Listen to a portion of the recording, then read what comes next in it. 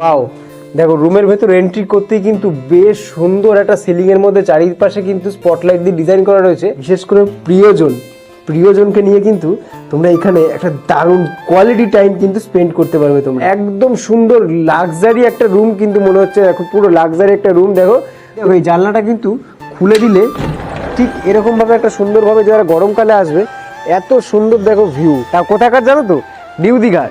New দীঘার হোটেলে তোমাদের জন্য আজকে নিয়ে চলে এসেছি। আজকে একটা ব্র্যান্ড নিউ দীঘার হোটেল নিয়ে তোমাদের কাছে। আর এই হোটেলটা কিন্তু একদম জাহাজবাড়ি থেকে মোটামুটি তোমাদের পায়ে হেঁটে 4 থেকে 5 মিনিটের ডিস্টেন্স। আমাদের হোটেলের নামটা এই নারকেল গাছের পাতা দিয়ে ঢাকা, এটা আমি দেখিয়ে দিচ্ছি তোমাদেরকে, হোটেল হাইল্যান্ড পয়েন্ট। তো এই হচ্ছে আমাদের আজকে হোটেল। তো চলো আমরা এই হোটেলটার ভেতরে আজকে ঢুকি।